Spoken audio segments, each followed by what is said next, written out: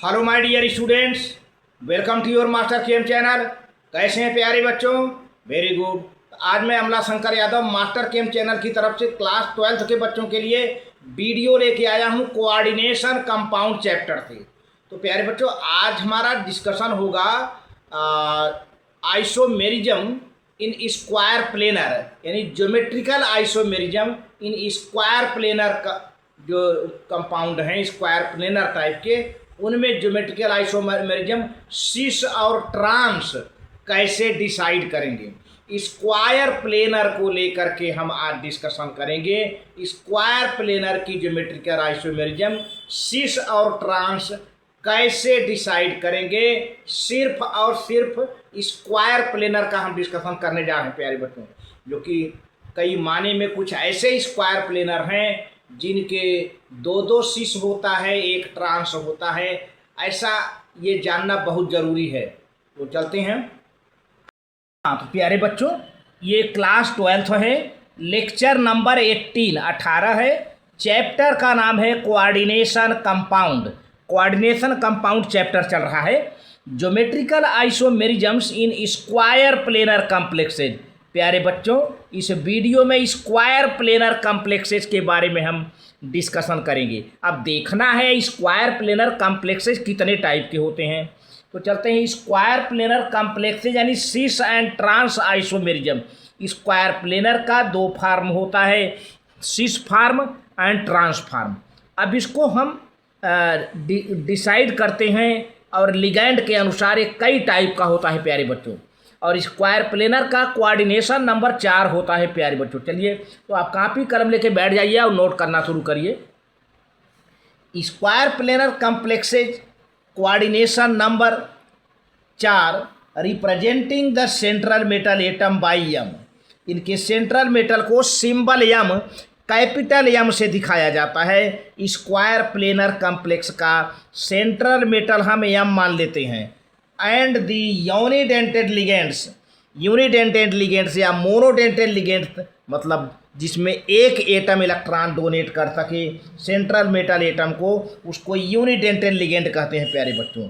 By A B C D, मान लीजिए कि ए बी सी डी ये चारों लिगैंड हैं जो कि मोनोडेंटेड हैं, मतलब यूनिडेंटेड हैं। एक ही सिंगल एटम इलेक्ट्रॉन को सेंट्रल मेटल को डोनेट कर पाएगा। द स्क्वायर प्लेनर कॉम्प्लेक्सेज में बी क्लासिफाइड इनटू 4 टाइप्स। तो प्यारे बच्चों, अगर हम A B C D ligand है तो स्क्वायर इसके हिसाब से, इसी लिगैंड के हिसाब से इनको हम 4 टाइप का स्क्वायर प्लेनर बना सकते हैं। पहला क्या है, यम A2B2। अब यम आप हर जगह मानिए कि यम सेंट्रल मेटल है, यम A2B2 है ना। कोऑर्डिनेशन नंबर 4 हुआ, 2 2 4 टाइप का हो गया। दूसरा यम A2BC, माने B2 की जगह पर B और C चौथा ले लीजिए भाई, है ना। तो यम A2BC टाइप का हो गया। तीसरा प्यारे बच्चों जो AB है, AB का ट्वाइस, यानी ये मान लीजिए डाइडेंटेड लिगेंड हो गया। यहाँ पर AB जो है ट्वाइस कर दिया गया, डाइडेंटेड। इस टाइप का भी लिगेंड इस टाइप का भी कॉम्प्लेक्स हो सकता है। और चौथा कैटेगरी है प्यारे बच्चों जो कि बड़ा टफ है, सबसे इम्पॉर्टेंट यही चौथा है, यम ABCD, माने चारों लिगैंड होंगे, है ना। तो एक एक करके हम एग्जाम्पल देते हैं और उसको समझाते हैं। तो सबसे पहले यम A2B2 टाइप का कॉम्प्लेक्स की बात करते हैं। यम A2B2 टाइप का एग्जाम्पल, जैसे ये प्लेटिनम है, प्लेटिनम यम हो गया सेंट्रल मेटल, NH3 ट्वाइस यानी A2 हो गया, Cl2 ट्वाइस B2 हो गया। ये इस तरह का कॉम्प्लेक्स का एग्जांपल लेते हैं। नाम है इसका डाई एमाइन। अमोनिया 2 है ना, डाई एमाइन, डाई एमाइन हो गया, AMMINE, die amine. Die क्लोराइडो platinum oxidation number 2, इस कॉम्प्लेक्स का नाम हो गया डाई एमाइन डाई क्लोराइडो प्लेटिनम। अब इसका स्ट्रक्चर प्यारे बच्चों देखिए बनाते हैं सिस और ट्रांस टाइप का। तो आप इसको नोट कर लें, आगे प्रोसीड करूं। बहुत बढ़िया। तो हमने बताया था सेम टाइप के लिगेंड सेंट्रल मेटल से 90 डिग्री का एंगल बनाएंगे और एक ही साइड रहते हैं। ये देखें 90 डिग्री वाली बात ना भूलिए प्यारे बच्चों, हमने ये बताया था कि सेम टाइप के लिगेंड सेंट्रल मेटल से 90 डिग्री का एंगल बनाते हैं तो वह सी से आइसोमर होगा, एक तरफ होगा। और वही सेम टाइप के लिगेंड सेंट्रल मेटल से 180 डिग्री का एंगल बनाते हैं तो वह ट्रांसफार्म होगा। यह है पहचानने का, आइडेंटिफाई करने का ट्रिक है प्यारे बच्चों। तो देखिए प्लेटिनम, ये डाईएमाइन डाईक्लोराइड ऑफ प्लेटिनम ऑक्सीडेशन नंबर 2 कैसे लिखा गया है भाई, सिस फार्म है ये सिस फार्म। अब देखो ये अमोनिया है, ये भी अमोनिया है, 2 अमोनिया है ना, 2 अमोनिया कर दिया, 2 क्लोरीन है Cl2, 2 क्लोरीन। अब ये अमोनिया और ये अमोनिया सेंट्रल मेटल के साथ 90 डिग्री का एंगल बना रहे हैं, अब एक तरफ हैं।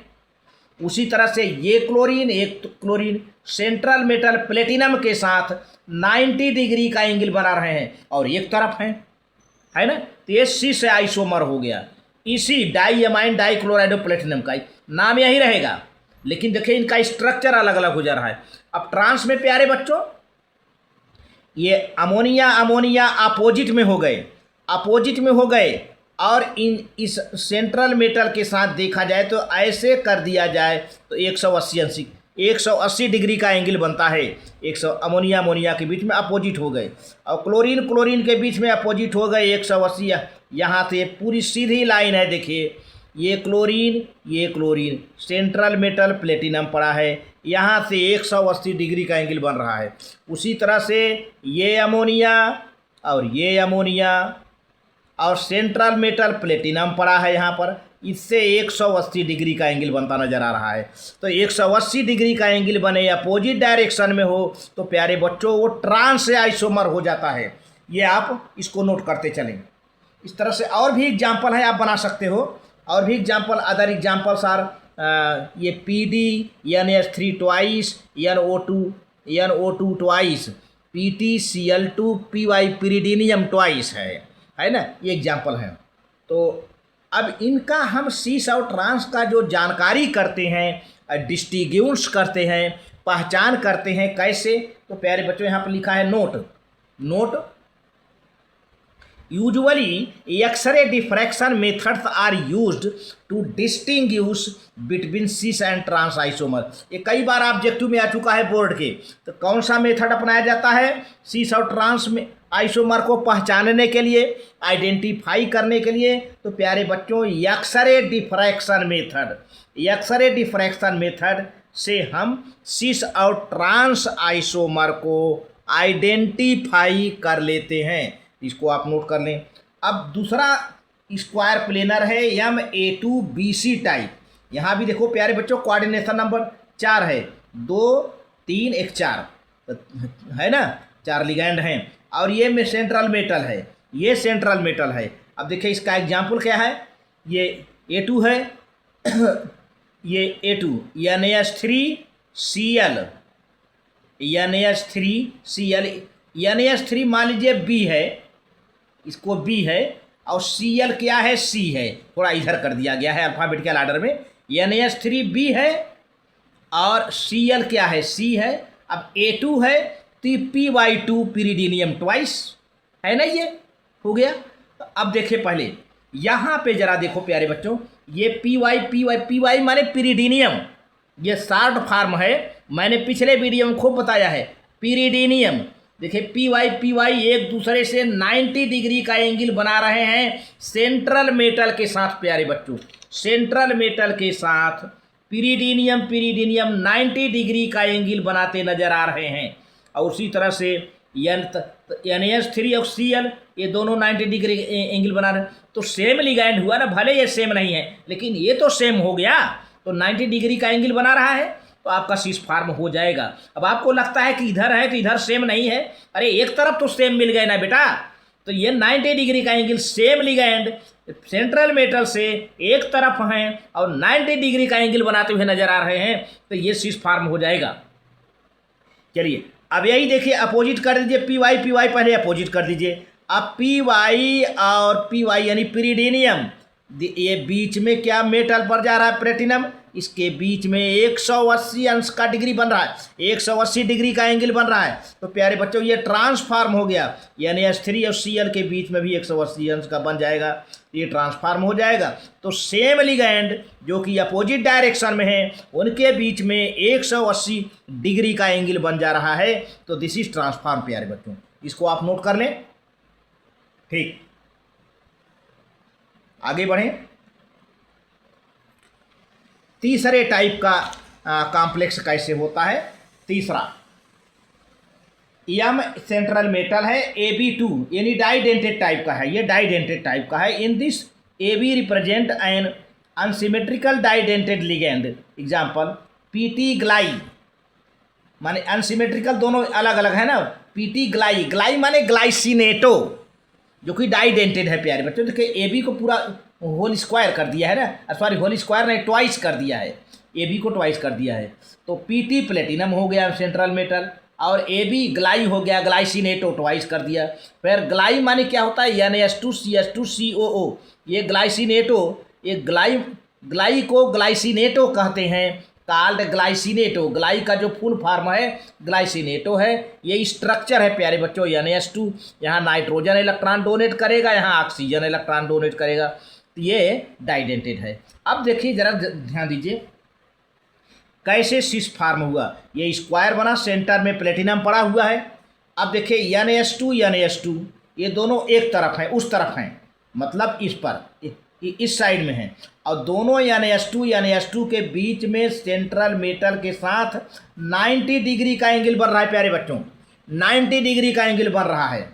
तो बाकी CH2COO है ना, ये CH2 है, यहाँ से ऐसे बनाया, फिर आया इधर ऑक्सीजन भी डोनेट करेगा ये वाला। देखिए एक तो इधर भी कर रहा है, दोनों सेंट्रल मेटल को डोनेट करेंगे, नाइट्रोजन भी ऑक्सीजन भी। तो ये ऑक्सीजन बना रहा है, ये कार्बोनिल ग्रुप देख रहे हैं ना ये, तो ये आ गया। तो अब एक जो कार्बोक्सिलिक ग्रुप है COO एक तरफ है, देख रहे हैं ना, अब इनके बीच में भी 90 डिग्री का COO एक तरफ है, 90 डिग्री का एंगल बन रहा है, ये सिस फार्म है। अब ऐसा करते हैं कि एक NH2 का डायरेक्शन चेंज कर देते हैं। चलिए ये यहीं है, अब ये जो NH2 है इस तरफ से न करके यहाँ से बना रहा है, अब ये इसका पूरा उलट जाएगा उधर, NH2CH2COO। अब क्या हुआ, NH2 के बीच में जरा देखो प्यारे बच्चों, ये NH2 इन दोनों के बीच में 180 डिग्री का एंगल बनने लगा, ये ट्रांसफार्म हो गया। और उसी तरह से देखिए अब CH2 एक कार्बोक्सिलिक ग्रुप है COO, देखिए बिल्कुल आमने सामने हो रहे हैं, इनके बीच में भी 180 डिग्री का एंगल बन रहा है, सीधे ये डायगोनल आ रहा है ना, तो ये ट्रांसफार्म हो गया।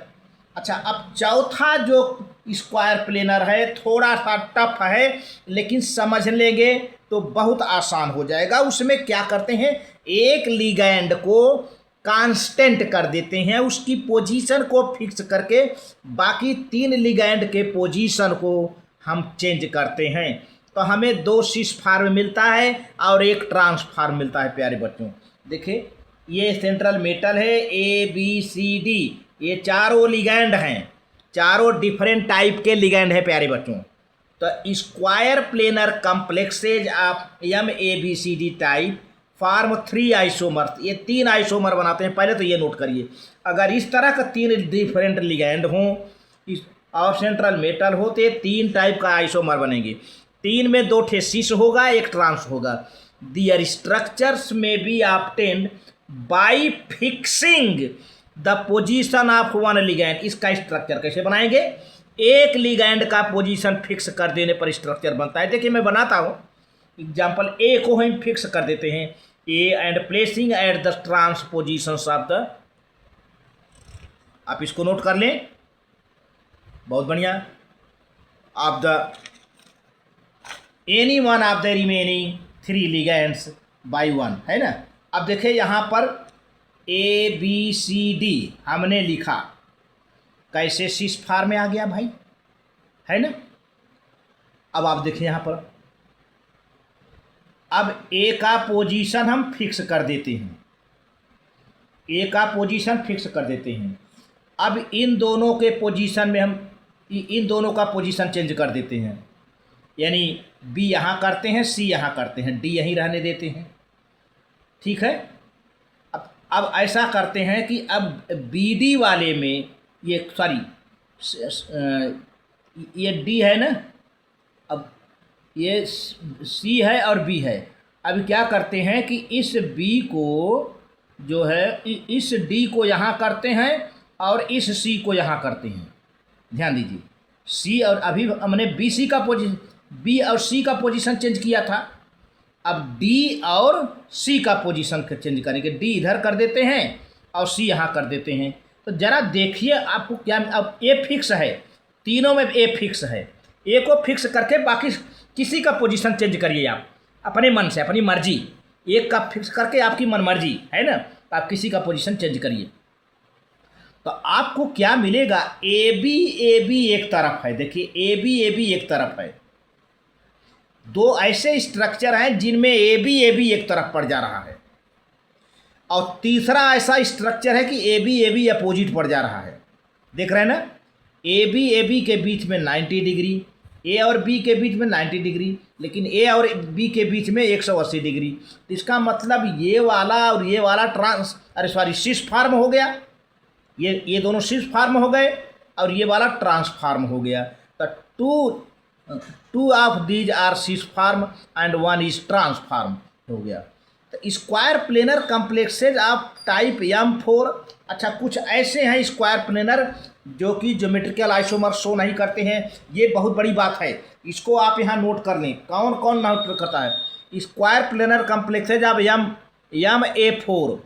M4 माने ए टाइप का 4 लिगैंड सेम हो, वो कभी ज्योमेट्रिकल आइसोमर शो नहीं करेगा स्क्वायर प्लेनर का। MA3B, A3 हो बी, ए भी ज्योमेट्रिकल आइसोमर शो नहीं करेगा। MAB3 हो अगर, ए भी शो नहीं करेगा। तो square planar complexes of type MA4, MA3B, MAB3 do not show geometrical isomerism. क्यों? Because in any of these cases the possible spatial arrangement are the equivalent. तो प्यारे बच्चों, इन तीनों में जो है स्पाटियल अरेंजमेंट कहीं न कहीं इक्विवेलेंट मिलता है।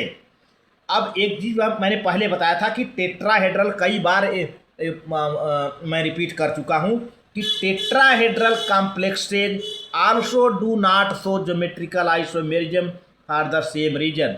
Relative positions of the ligands are equivalent at 109 degree 0.5 जो है। तो इस तरह से टेट्राहेड्रल भी ज्योमेट्रिकल आइसोमर शो नहीं करता है। तो आप इसको नोट कर लें प्यारे बच्चों, बहुत बढ़िया, आप इसको नोट कर लें।